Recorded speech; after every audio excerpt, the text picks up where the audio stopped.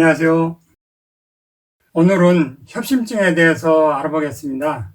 심장은 온몸에 혈액을 공급하기 위해서 쉬지 않고 펌프 역할을 하는 장기인데요. 이 심장이 처음으로 뛰기 시작하는 시기는 대략 임신 6주 정도인데 초음파로 태아의 심장이 뛰기 시작하는 것을 알 수 있어요. 이때부터 심장이 뛰기 시작해서 죽을 때까지 쉬지 않고 뛰니까 참 대단한 장기인데, 그래서 심장 근육은 일반 근육과 다르게 골격근과 민문이근이라는 특수한 형태의 근육으로 이루어져 있어요. 그런데 이 특수한 심장 근육도 결국 혈관을 통해서 산소와 영양분을 공급받아야 쉬지 않고 뛸 수 있는데요. 이 심장 근육에 영양분을 공급해주는 혈관이 있어요. 이 혈관을 관상동맥이라고 해요. 관상동맥이라고 한 이유는 관이 왕관이라는 뜻인데, 심장이 왕관을 쓰고 있는 모양과 같다고 해서 이 혈관을 관상동맥이라고 이름 붙인 것입니다. 이 관상동맥 구조를 보면 세 가닥으로 되어 있는데, 대동맥에서 나올 때는 좌우로 두 가닥만 먼저 나오고, 두 가닥 중 오른쪽으로 내려간 혈관을 우관상동맥이라고 하고, 좌측에서 나온 혈관은 또다시 두 가닥으로 갈라지는데, 그 중에 가운데 쪽으로 뻗어져 내려간 혈관을 좌측으로 약간 돌면서 아래쪽으로 내려간다고 해서 좌전 하행지라고 하고, 이 좌전 하행지 위쪽에서 갈라져 왼쪽으로 뻗어져 나간 혈관이 있는데, 이것은 좌측으로 돌아나갔다 해서 좌해선지라고 해요. 어렵나요? 다시 간단하게 정리하면 관상동맥은 크게 세 가닥인데, 처음부터 대동맥에서 세 가닥이 나온 것이 아니고 두 가닥이 나오고 그 중에 하나가 중간에 갈라져서 총 세 가닥이 되었다. 이렇게 해서 관상동맥은 우관상동맥, 좌전하행지, 좌해선지 세 가닥 혈관으로 되어 있고, 평생 동안 심장에 산소와 영양분을 공급해주는 아주 중요한 혈관 역할을 하는 것이죠. 그런데 세월이 흐르면서 이 관상동맥이 조금씩 막히기 시작하면서 문제가 생기는데요. 협심증이라는 것은 이 관상동맥에 문제가 생기면서 발생하게 됩니다. 관상동맥의 폐쇄나 협착 혹은 경련으로 인해서 심장 근육에 충분한 혈액 공급이 이루어지지 않아서 생기는 가슴 흉부의 통증을 협심증이라고 합니다.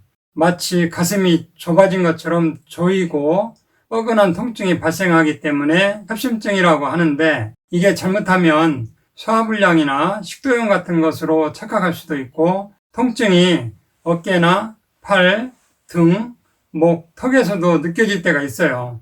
협심증은 안정형 협심증, 불안정형 협심증, 이형성 협심증으로 나누는데요.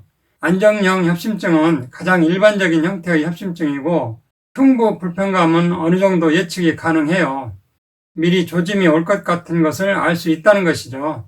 예를 들면 계단을 오르거나 달리기를 한다든가 스트레스를 받았을 때 가슴이 조여오는 것 같고 답답한 느낌이 있기 때문에 동작을 멈추고 안정을 취하면서 혀 밑에 넣는 니트로글리세린을 사용하면 바로 편안해지고 호전이 되지요. 불안정형 협심증은 흉통이 예측할 수 없이 그냥 쉬고 있는 중에 발생합니다. 불안정한 플라크가 파열되면서 그 위에 혈전이 생기고, 이것이 좁아진 혈관을 부분적으로 또는 전체적으로 막으면서 발생하는 급성 관상동맥 증후군에 속하는 것이라 좀 더 위험한데요.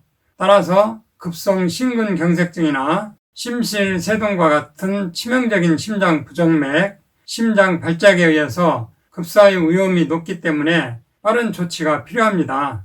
이형성 협심증은 변이형 협심증이라고 하는데, 대개 휴식 중에 발생하고, 이형성 협심증은 운동이나 스트레스에 의해서 발생하는 것이 아니고 일시적인 관상동맥의 경련에 의해서 유발됩니다. 증상이 매우 고통스럽고 대개 늦은 밤부터 이른 아침 사이에 발생합니다.